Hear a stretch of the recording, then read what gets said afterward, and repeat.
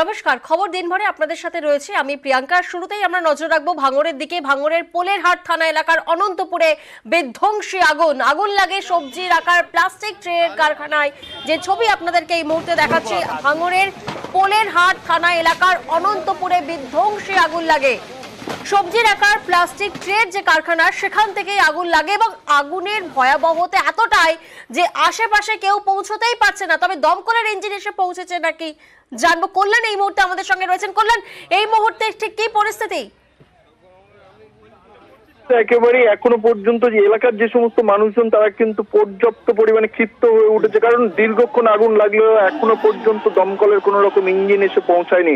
খবর পাওয়ার সঙ্গে সঙ্গে কিন্তু পোলেরহাট থানার পুলিশ কর্মীরা তারা ঘটনাস্থলে আসে। পুলিশকে ঘিরে ধরে কার্যত বিক্ষোভ দেখায় এলাকার সাধারণ মানুষজন।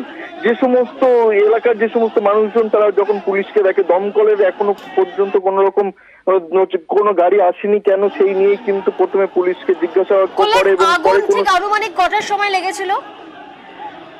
2:30 নাগাদ কিন্তু এই আগুন লাগে বলে ইতিমধ্যে আমরা স্থানীয় বাসিন্দাদের সূত্রে জানতে পারছি। এলাকায় একাধিক যেহেতু কৃষি জমি রয়েছে, সেই কৃষি জমিতে কলা থেকে বিভিন্ন রকম শাক সবজি এই যে প্লাস্টিকের ক্রেট, সেই প্লাস্টিকের ক্রেটে করেই কিন্তু কলকাতা সহ আশেপাশের বিস্তীর্ণ এলাকায় নিয়ে যাওয়া হতো। সেই প্লাস্টিকের যে ক্রেট ছিল, সেই ক্রেট এক জায়গাতে প্রচুর পরিমাণে মজুত করা ছিল, আর সেই মজুত করা ক্রেটে কিন্তু আগুন লেগে যায়। আর আগুন লাগার সঙ্গে সঙ্গে কিন্তু যেহেতু প্লাস্টিকের দাহ্য পদার্থ ভয়াবহ রূপ নিয়ে নেয় আগুন, আর সেই আগুন থেকে আশেপাশের একাধিক বাড়ি কিন্তু ইতিমধ্যেই দাউ দাউ করে জ্বলছে। এখনো পর্যন্ত দমকলের কোন রকম ইঞ্জিন এখানে এসে পৌঁছায়নি আগুন নিয়ন্ত্রণের জন্য। এলাকার যে সমস্ত মানুষজন রয়েছে তাদের বাড়িতে যে সমস্ত পাম্পিং মেশিন রয়েছে, সেই জলের পাম্পিং মেশিন থেকেই কিন্তু যতটা পরিমাণে পাচ্ছে সেই জল নিয়ে আগুন নেভানোর চেষ্টা করব। যেমনটা তুমি বললে যে আগুনের ভয়াবহতা এতটাই বেশি যে আশেপাশের বাড়িতেও সেই আগুন ছড়িয়ে পড়ার আশঙ্কা রয়েছে।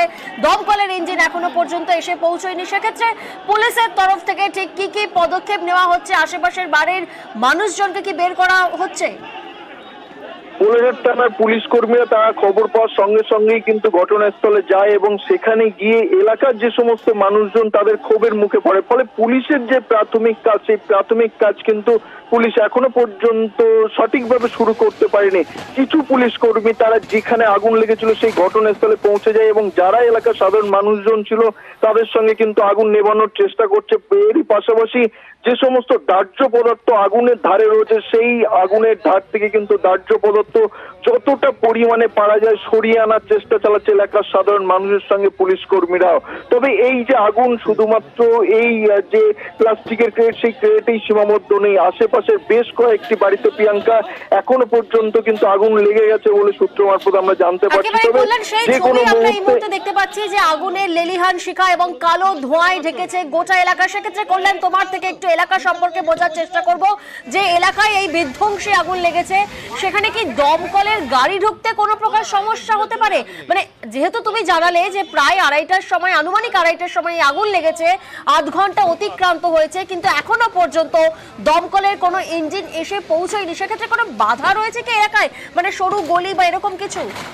আমরা পুলিশের সঙ্গে কথা বলেছিলাম। পুলিশ সূত্রে যেটা জানতে পারছি, দমকলের যে সমস্ত কর্মীরা আসবে তারা কেএলসি থানার দিকে থেকে আসবে। ফলে এই ধারে কাছে কোন রকম দমকলের কোনো কেন্দ্র না থাকায় আসতে যে সময় লাগবে সেই সময়টা কিন্তু অনেকটাই বেশি লাগবে। ফলে যে দমকলের বাহিনীরা আসবে তারা একদিকে যখন রাস্তাতে আসবে, সেই রাস্তার পাশেই কিন্তু এই আগুন লেগেছে। ফলে আগুন নেভাতে কোনো রকম সমস্যা হবে না, কিন্তু আসতে যে পর্যাপ্ত সময় লাগবে সেই সময় লাগার মধ্যেই কিন্তু এই আগুনের তীব্রতায় আশেপাশের বাড়িতে আগুন ছড়িয়ে পড়েছে। ইতিমধ্যেই এলাকার যে সমস্ত মানুষজন ঘন বসতির মধ্যে কেন এইভাবে প্লাস্টিকের ক্রেট মজুত করা হচ্ছিল সেদিকে একদিকে যেমন প্রশ্ন উঠছে, তারই পাশাপাশি যে সমস্ত মানুষজন এই এলাকায় রয়েছে তারা একে একে কিন্তু নিজেদের বাড়ি ছেড়ে রাস্তায় বেরিয়ে আসছে। কারণ বাড়ির মধ্যে থাকলে যে কোনো মুহূর্তে কিন্তু জীবনহানির আশঙ্কা করছে তারা, তার ফলেই তারা নিজেদের বাড়ি ছেড়ে বাইরে চলে আসছে। এলাকার যে সমস্ত মানুষজন তারা যথেষ্ট পরিমাণে এই মুহূর্তে চেষ্টা চালিয়ে যাচ্ছে আগুন নেভানোর। যে কোনো মুহূর্তে কিন্তু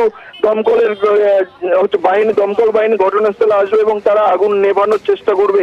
ইতিমধ্যে প্রচুর মানুষজন ওই এলাকায় জমায়েত করেছে। তবে পুলিশ কর্মীরা ইতিমধ্যে কিন্তু ধীরে ধীরে তারা যেখানে আগুন লেগেছে সেখানে ঢুকছে এবং এলাকার যে সমস্ত মানুষজন রয়েছে তাদেরকে বোঝানোর কাজ চালাচ্ছে। প্রিয়াঙ্কা। একেবারে, এবং এলাকায় এই নিয়ে ব্যাপক উত্তেজনা। ঘটনাস্থলে এখনো দমকলের কোনো ইঞ্জিন এসে পৌঁছয়নি। ধন্যবাদ কল্যাণ।